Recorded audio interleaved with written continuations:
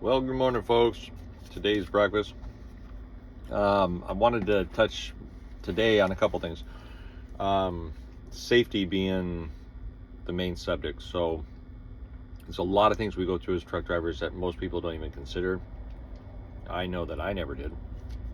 Um, the first thing, a quick update of what I'm doing. I agreed to be basically, and easiest way to explain it, subcontracted back out to Walmart to run from the Hermiston, DC, there in the Northwest for another 5 days. But in the meantime, they've got me going from Grandview, Washington to the Port of Tacoma, hauling recycled cardboard from their distribution center there, just to keep me busy. But safety. So here's the deal. We're held to a higher level of requirements and laws than the average person for obvious reasons. But here's some things that maybe people don't think about. The consequences and legalities that we deal with. So I'll give you an example. Drinking and driving. Obviously don't. But do you know that anybody with a CDL is held to a higher standard in this aspect, that even if I'm driving my own personal vehicle, on my motorcycle, car, doesn't matter, I get pulled over, get caught drinking and driving. Where I live, the legal limit's 0.08. For me, it's 0.04. It's half the legal limit wherever you live. So if I'm caught in my own personal vehicle off duty at 0.04 or above, go to jail, pass go, all that good stuff. So there's issues there. There's also the legal issues.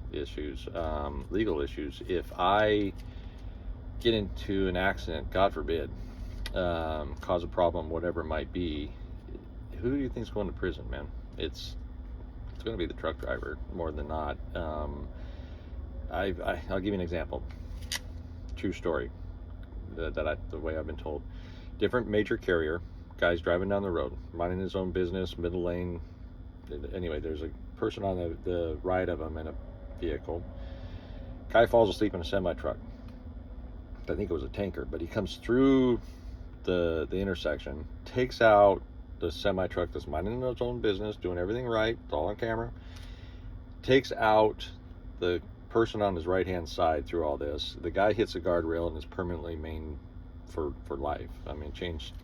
I think he was basically a vegetable after that. The family sued and won millions and millions and millions of dollars.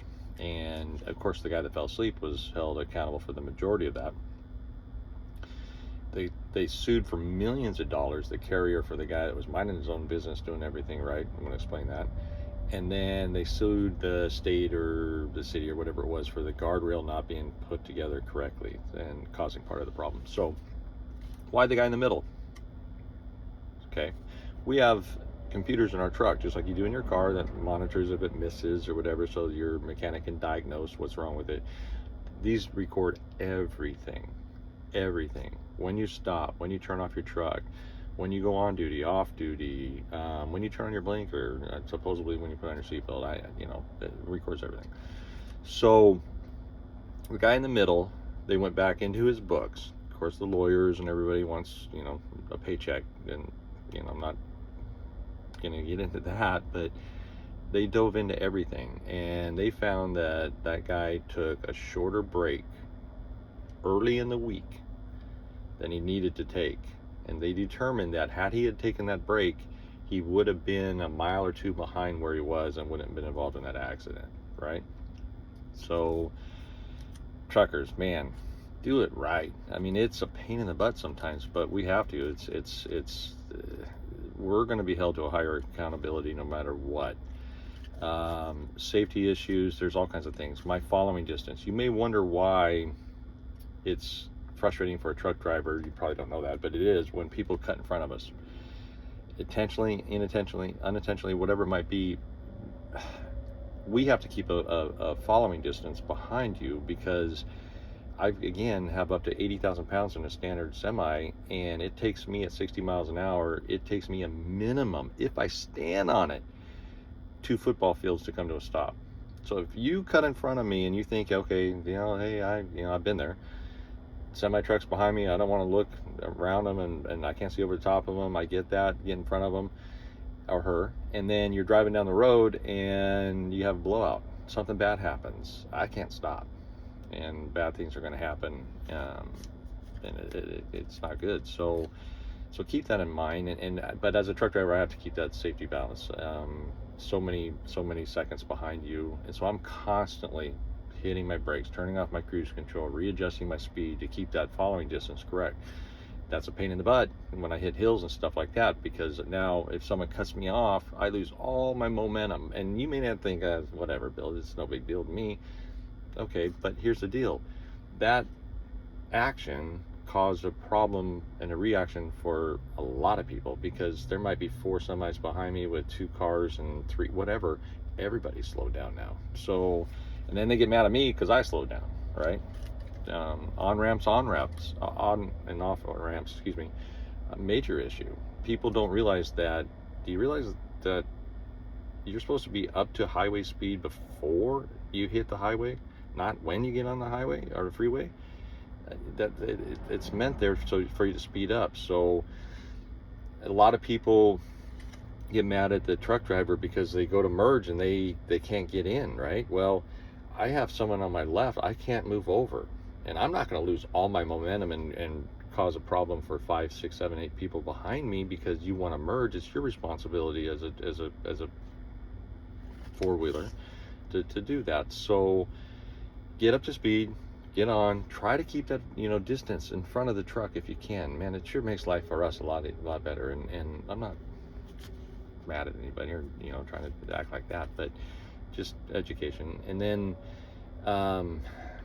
the other thing, so anyway, I've gotten waved with one finger for that a few times. So let's see, our cameras in our trucks, real quick. We have this camera that's generally forward facing. Sometimes carriers will have it inward facing. Not a fan of that. The old time truck drivers have quit the industry completely when they just put cameras in their trucks. So I'm going to hit this honestly and from both sides.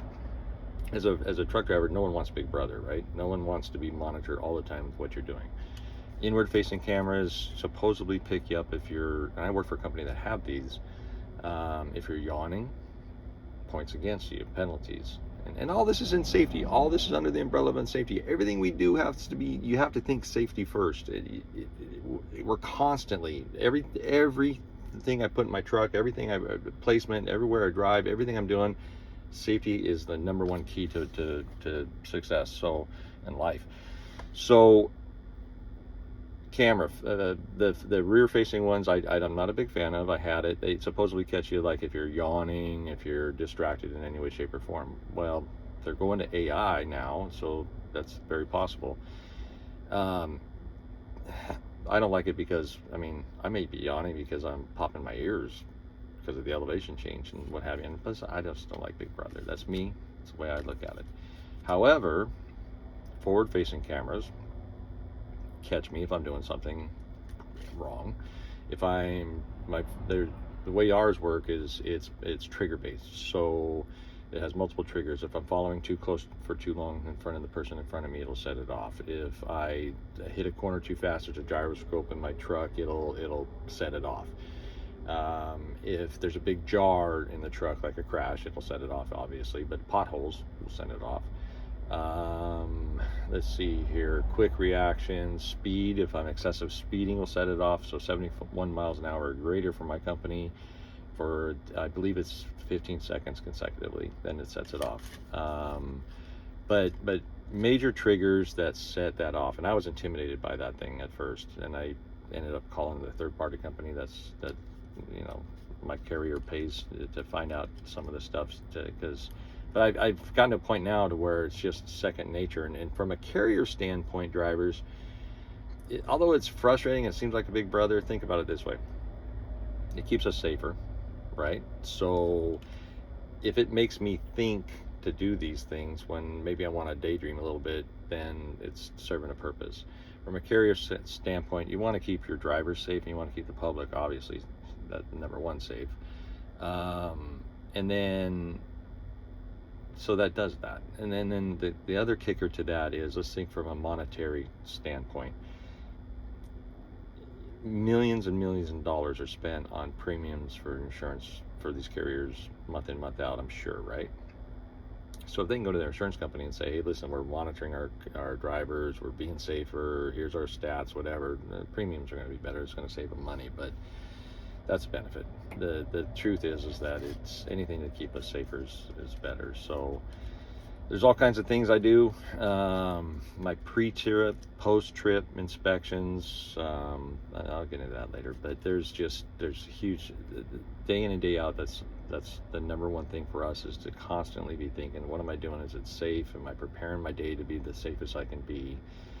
Bad things happen, but I want to prevent as much of that as I possibly can. So I'll give you another stat: texting and driving. Don't do it, man. I think it's a $3,000 fine, but outside of the obvious risks involved in that, you're going to get a ticket, you're going to lose your job. And then, that with my carrier, there's no grace period in that. You're holding your phone, looking at it, you're done while you're driving. And then you're not going to get a job with another major carrier, more than likely. So just not worth it, man. Be careful, be safe. There's a ton on safety I can go into, but I don't want to bore you. And y'all have a blessed day. Talk to you later. Bye.